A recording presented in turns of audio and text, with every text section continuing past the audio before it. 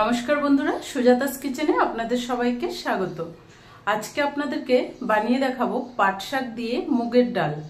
যারা পাট শাক পিছলার ভয়ে খেতে চান না, আমি আজকে এমন ভাবে বানিয়ে দেখাবো যে একটুকু পিছলা ভাবটা হবে না। তো চলুন কিভাবে বানাবো আজকে দেখিয়ে দিই। শাকের ডাল করার জন্য প্রথমে একটা কড়াই বসিয়ে এখানে কড়াইটাকে গরম হতে দিয়েছি। এখানে নিয়েছি 150 গ্রামের মতো মুগ ডাল। আজকে মুগ ডাল দিয়ে পাট শাকের ডালটা করব। তো প্রথমে ডালটাকে আমি ভালো করে ভেজে নেব। ডালটা দেওয়ার পরে ভালো করে চালাতে হবে যেন ডালটা সুন্দর ভাজা হয়। এদিকে পাট শাককে ভালো করে বেছে ভালো করে ধুয়ে জলটা ঝরাতে দিয়ে রেখেছি। তো ততক্ষণ ডালটা ভাজবো।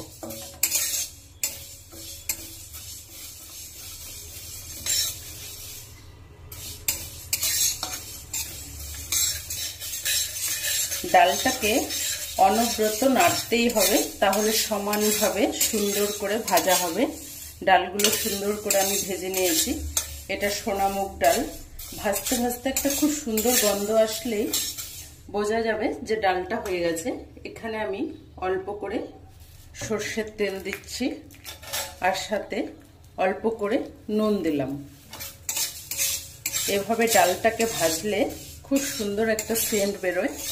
আমি ডালটাকে ধুবো না, আমি আগের থেকে ডালটা আনলে ধুয়ে শুকিয়ে রাখি। তো এবার এতে গরম জল দিয়ে দেব।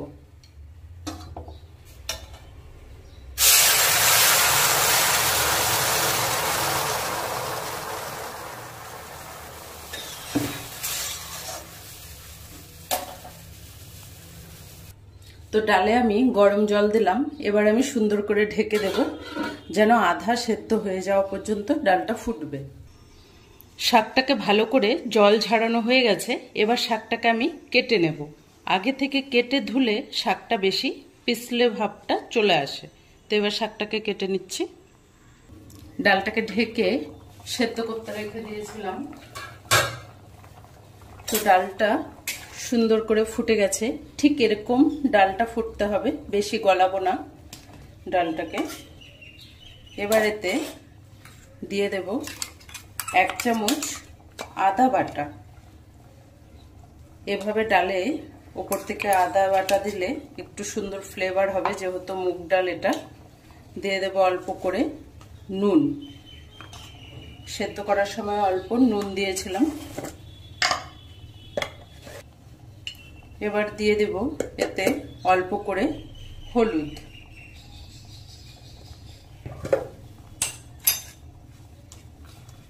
সাথে দেব 4-5টে চেরা কাঁচা লঙ্কা।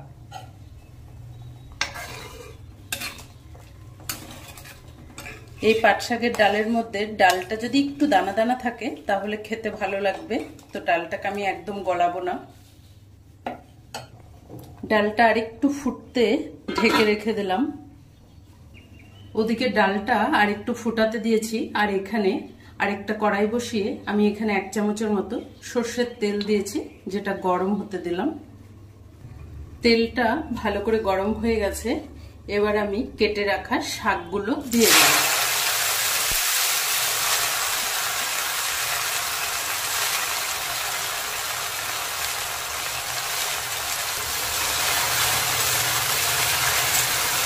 ডালে দেওয়ার আগে এভাবে শাকটাকে ভালো করে একটু নেড়ে চেড়ে ভেজে নিলে ডালে যখন আমরা পাট শাক দিয়ে রান্না করি তখন যে পিছলে ভাবটা হয় সেটা হবে না একদম।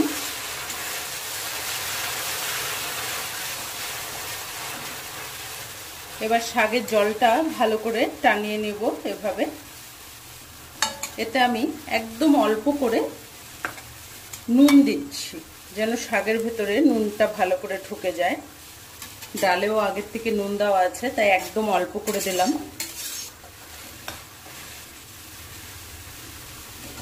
শাকটাকে একটু জলটা টানিয়ে নেব। এবার ওদিকে ডালটা যেটা ফুটতে দিয়েছিলাম সেই ডালের মধ্যে আরো অল্প করে জল দিয়ে দেব, যেহেতু ডালটা একটু শুকিয়ে যাচ্ছে। আবার একটু ঢেকে রাখলাম। শাকটা ভালো করে জলটা টানিয়ে নিয়েছি। এবার আমি এই শাকটা ফুটন্ত ডালের মধ্যে দিয়ে দেব। ডালটার মধ্যে শাকটা একটু এভাবে জলটা ঝরিয়ে দিলে একদম ডালটা কোনো পিছলা হবে না। পাট শাক দিয়ে এভাবে আপনারাও ডাল করে দেখবেন, কোনো পিছলা ভাবটা থাকবে না। দেখুন একদম সুন্দর ঝরঝরে থাকবে। এবার আমি ডালটাকে সম্বার দেব। ডালটা সম্বার দেওয়ার জন্য প্রথমে আমি কড়াইয়ে সর্ষের তেল দিয়ে দেব।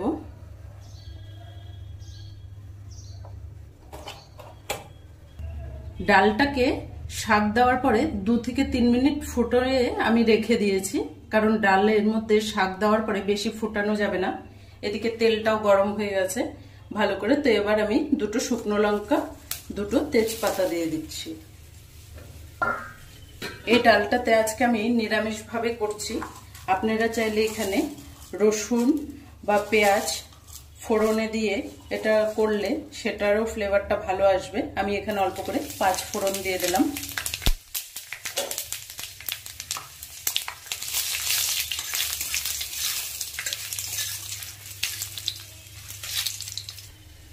ফোড়নটা একটু সুন্দর গন্ধ ছড়িয়ে আসলেই এবার আমি ডালটা দিয়ে দেব।